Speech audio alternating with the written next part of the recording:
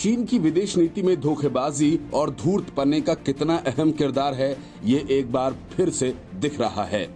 गलवान घाटी में भारतीय सैनिकों पर धोखे से हमले के बाद अब चाइना के विदेश मंत्री वांग यी आगे का रास्ता बातचीत के जरिए निकालने पर जोर दे रहे हैं। हालांकि भारतीय विदेश मंत्री एस जयशंकर ने स्पष्ट किया कि भारत इसे स्थानीय स्तर पर अचानक पैदा हुई परिस्थिति नहीं मानता है, बल्कि इसके पीछे चीन की सोची समझी साजिश साफ झलकती है।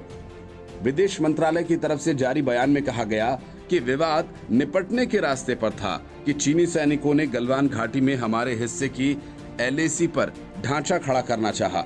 ये विवाद की जड़ बना और चीन ने पूरी तरह सोची समझी और योजना बनाकर कार्रवाई की, जिससे हिंसा हुई और दोनों ओर से सैनिक शहीद हुए। विदेश मंत्री ने अपने समकक्ष से साफ कहा, इससे स्पष्ट होता है कि चीन यथा स्थिति में परिवर्तन नहीं करने को लेकर हमारे बीच बनी सभी सहमतियों का उल्लंघन कर जमीनी हकीकत बदलने का इरादा रखता है। विदेश मंत्री एस जयशंकर ने स्पष्ट किया कि इस अनचाही गतिविधि का द्विपक्षीय संबंध पर गंभीर असर पड़ेगा। वक्त का तकाजा है कि चीन अपनी कार्रवाइयों पर फिर से विचार करे और सुधार की दिशा में कदम उठाए। विदेश मंत्री ने गलवान घाटी में 15 जून को हुई खूनी झड़प के खिलाफ चीन के सामने बेहद कड़े शब्दों में प्रतिरोध दर्ज कराया है।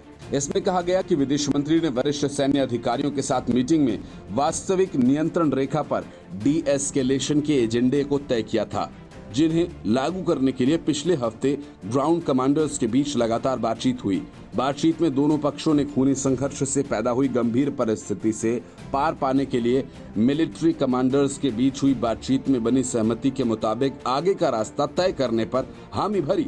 ध्यान रहे कि सोमवार को हुई खूनी झड़प में कर्नल संतोष बाबू समेत भारतीय सेना के 20 सैनिक शहीद हो गए। वहीं चीन के 43 सैनिकों के मारे जाने की खबर आ रही है। यह हालात तब रहे जब भारतीय सैनिकों के मुकाबले चीनी सैनिकों की संख्या 5 गुना थी। दरअसल चीनी विदेश मंत्री बातचीत के जिस मौजूदा तंत्र की बात कर रहे हैं, उसी के तहत 5 मई की पहली झड़प के बाद दोनों पक्षों के बीच करीब 15 दौर की बातचीत हुई।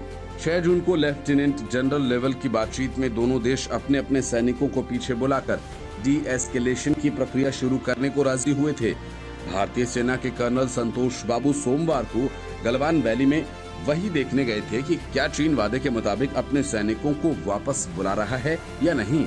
तभी पीपल्स लिबरेशन आर्मी ने उन पर हमला कर दिया।